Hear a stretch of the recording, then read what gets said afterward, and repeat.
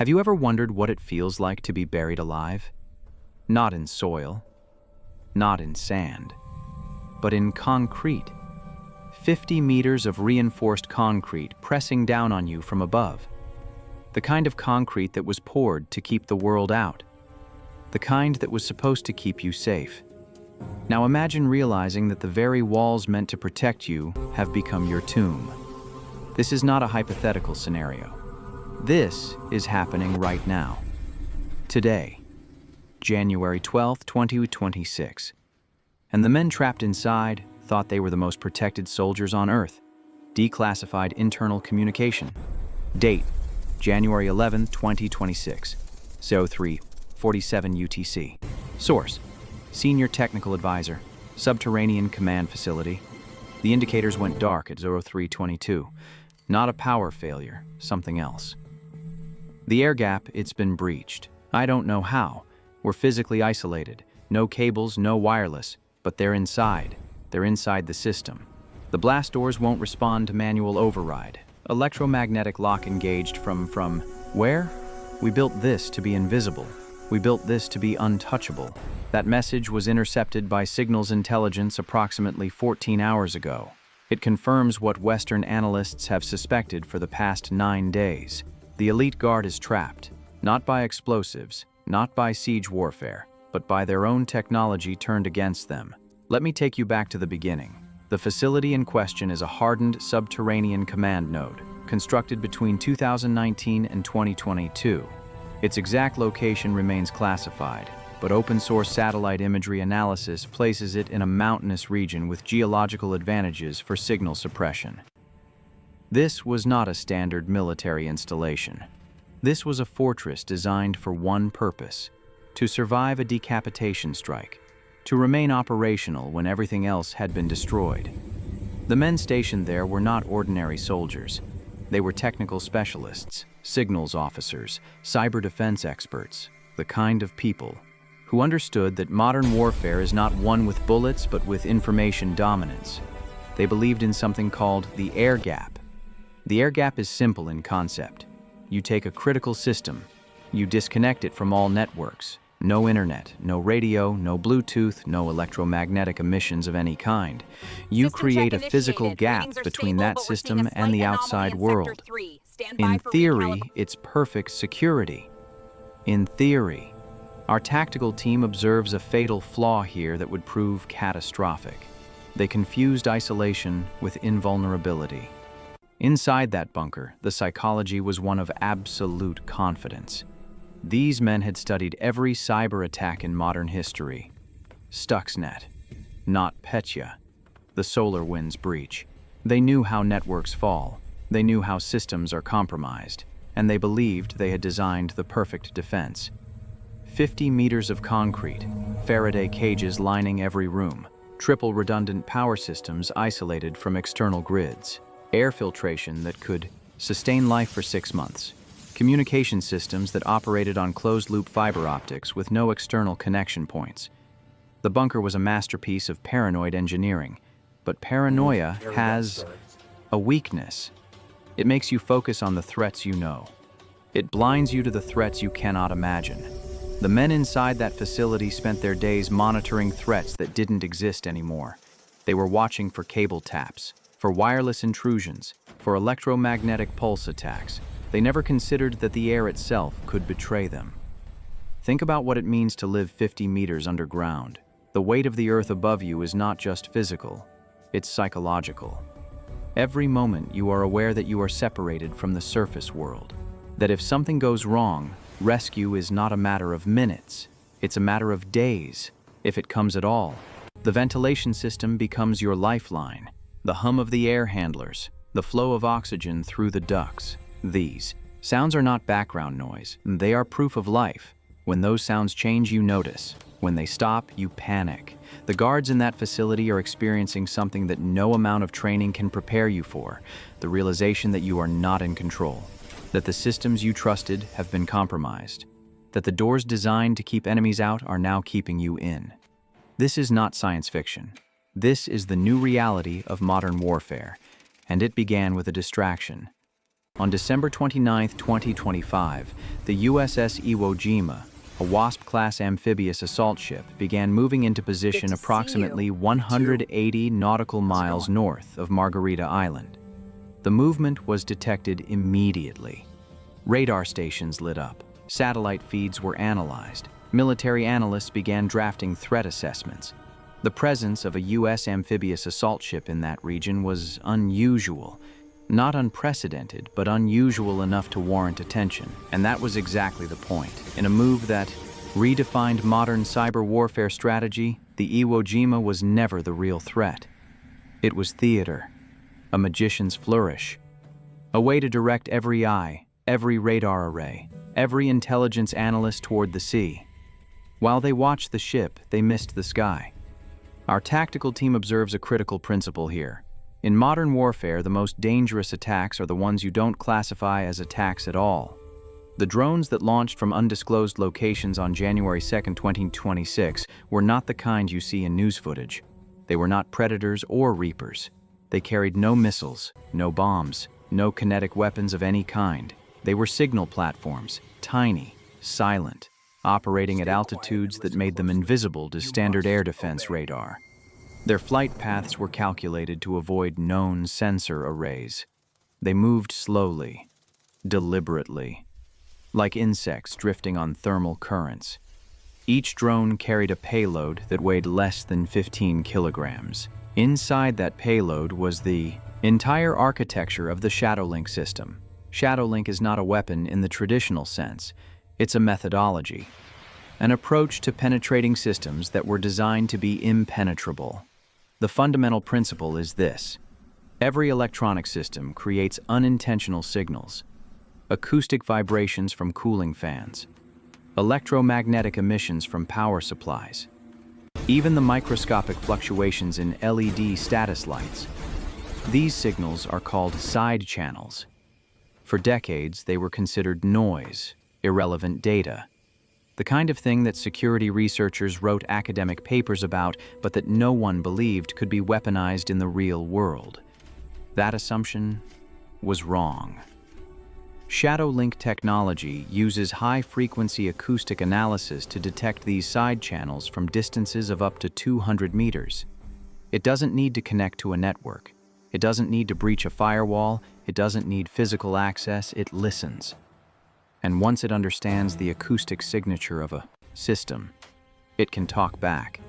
The drones positioned themselves in a formation that created a triangulated acoustic field around the bunker facility. Check the logs on Unit B12. Deadline's the 11th. Got it. They didn't transmit continuously. They pulsed.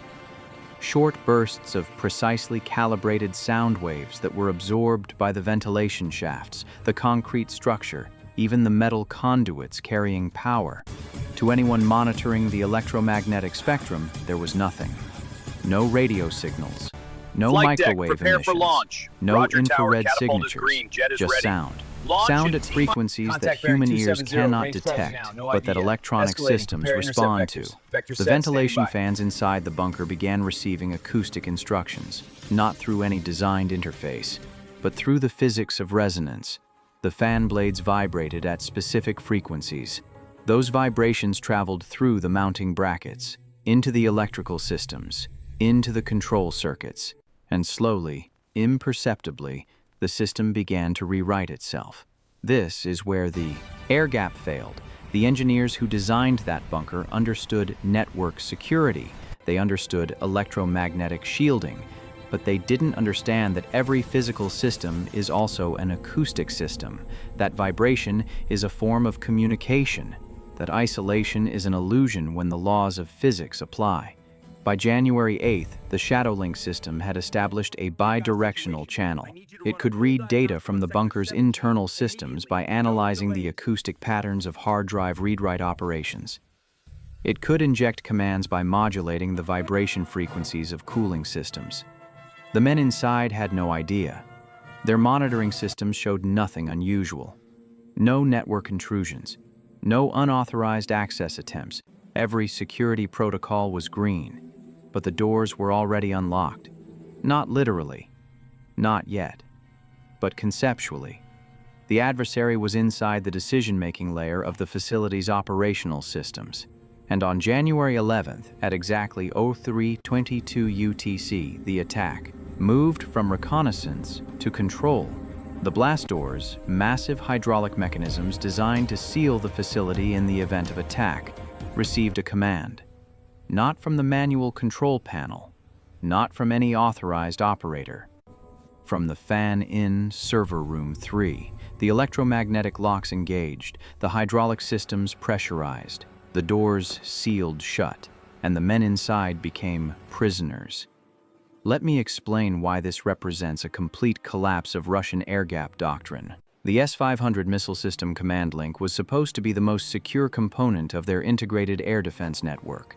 It operated on principles developed during the Cold War and refined over decades. Physical separation, manual control points, redundant override systems. The doctrine was clear: if you cannot access a system remotely, you cannot compromise it remotely. But Shadowlink didn't access the system remotely in any conventional sense. It accessed the physics that the system operated within. Our tactical team observes a paradigm shift here that military academies will study for generations. The attack didn't target the software. It didn't target the hardware. It targeted the environment that the hardware existed in. Every computer generates heat. That heat must be dissipated. Fans spin, air moves, metal expands and contracts. These are not security vulnerabilities in the traditional sense. They are thermodynamic necessities. Shadowlink weaponized thermodynamics. The Russian engineers had protected against every digital threat vector. They had isolated their networks. They had hardened their systems against electromagnetic interference. They had created backup systems for their backup systems. But they still needed to keep their servers cool.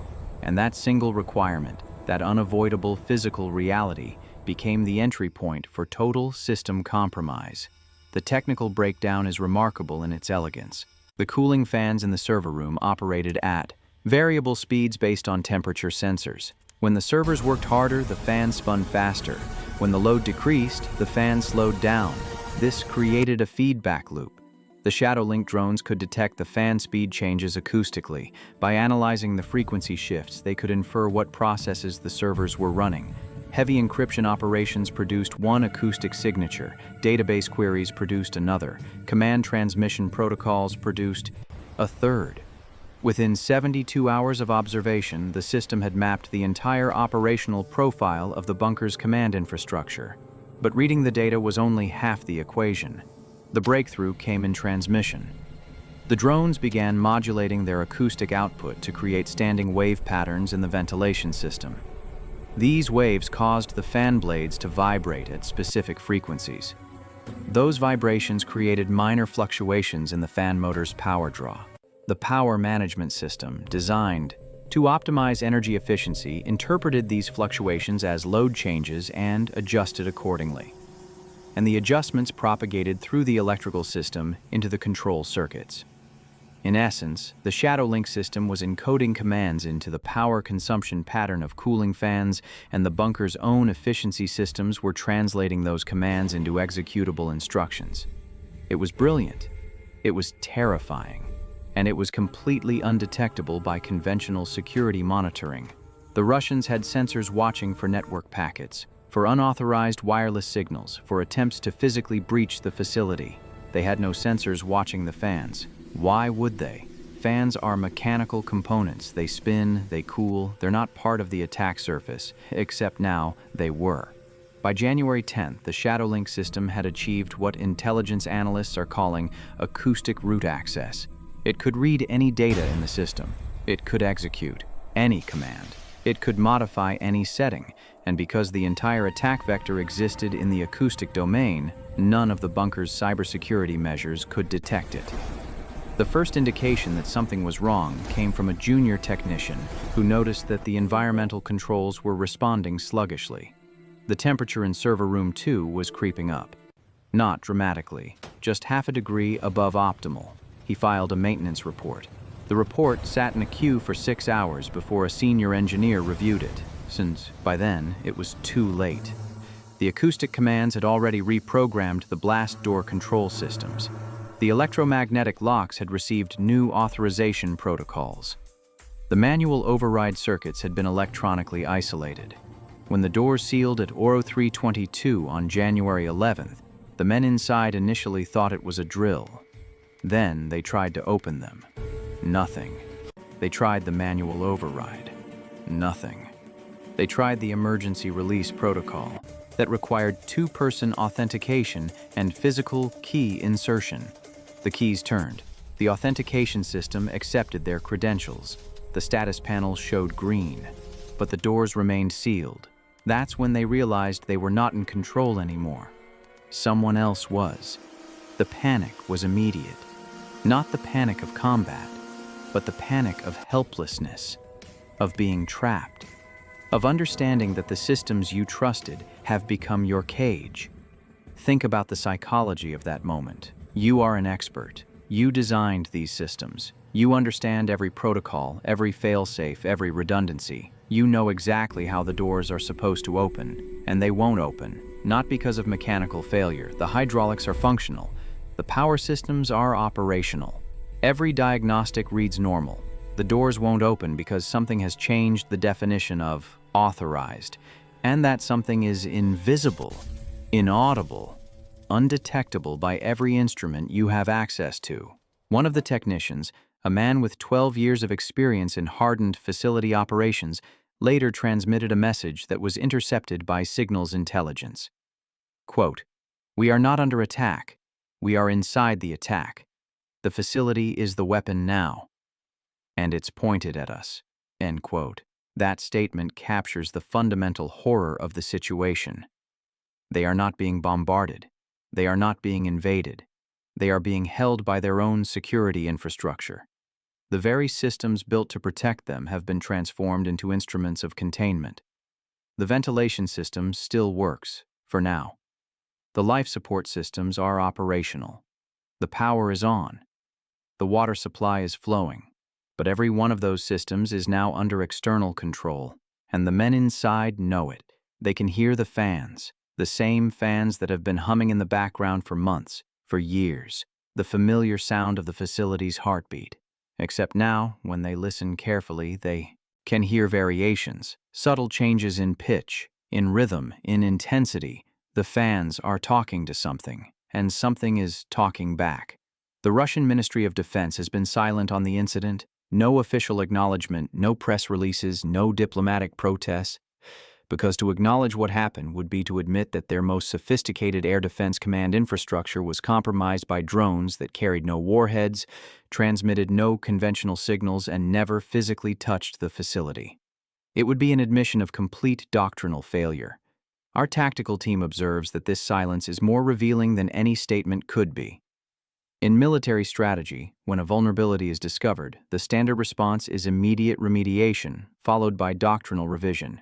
You acknowledge the breach, you fix the weakness, you update your training. The silence suggests that they don't know how to fix this, because Shadowlink didn't exploit a software bug. It didn't leverage a configuration error. It didn't rely on human mistakes. It exploited physics, and you can't patch physics. Every electronic system that generates heat will need cooling. Every cooling system will create vibrations. Every vibration can be detected, analyzed, and potentially manipulated. This is not a problem that can be solved with better firewalls or stronger encryption or more rigorous access controls. This is a fundamental recalibration of what secure means in the physical world. The bunker that was designed to be impenetrable has become a demonstration of why the concept of impenetrability is obsolete, and the men inside are living that demonstration. Today is January 12, 2026. The bunker has been sealed for approximately 33 hours. Communications from inside have become sporadic.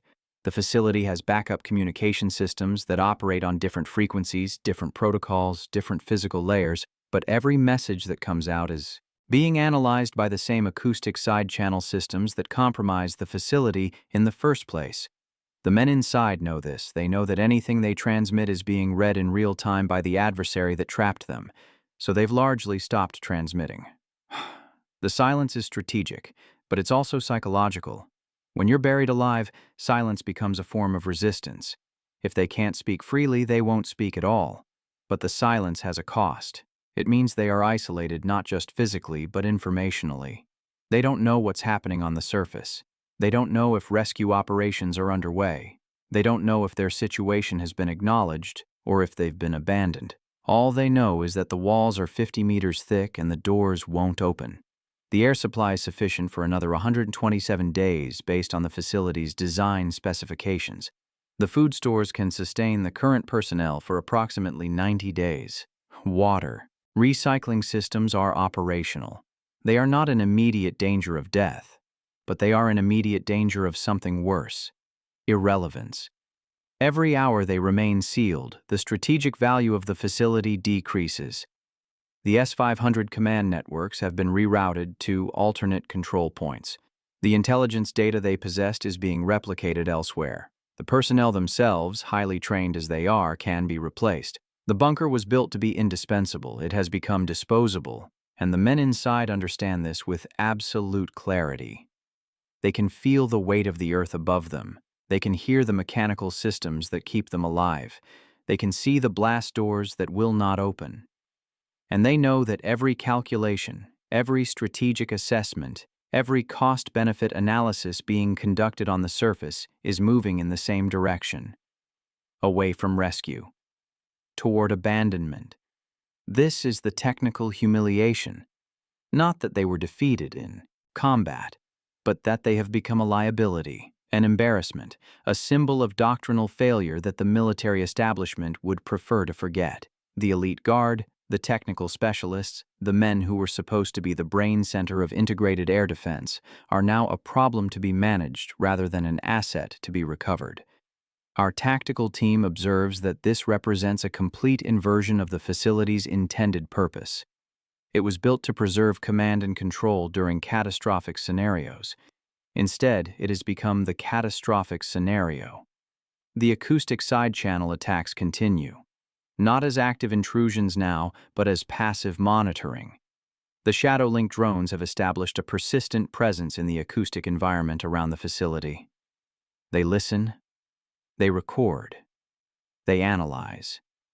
Every conversation inside the bunker, every mechanical system operation, every whispered argument about what to do next, all of it is being transmitted to analysis centers where linguists and technical specialists are extracting intelligence value from the acoustic data. The bunker has become a listening post, except the listeners are outside and the subjects are inside. The irony would be poetic if it weren't so brutal. These men spent their careers intercepting communications, analyzing signals, extracting intelligence from adversaries. Now they are the intelligence being extracted, and there is nothing they can do to stop it. Because the attack vector is the air they breathe, the fans that cool their systems, the walls that were supposed to protect them. January 12, 2026. Somewhere beneath 50 meters of concrete, highly trained soldiers are experiencing a form of defeat that no military academy prepared them for. They are not wounded. They are not captured in the traditional sense. They are not even under direct threat of violence. They are simply trapped, monitored, cataloged, and ultimately abandoned. The bunker is a tomb, now, not of bodies but of data, of careers, of doctrine. The walls that were poured to keep the world out have become the walls that keep failure in. And above ground, the world moves on. New protocols are being written. New facilities are being designed. New security doctrines are being drafted, all of them attempting to answer the same question that the men in that bunker can no longer avoid. How do you defend against an attack that uses physics as its weapon? How do you secure a system that must exist in the physical world? How do you protect men who are buried alive in their own expertise? These are not rhetorical questions. They are the questions that will define the next generation of warfare. And the answers, if they exist, will not come from the men sealed beneath 50 meters of concrete. They had their chance to be invulnerable.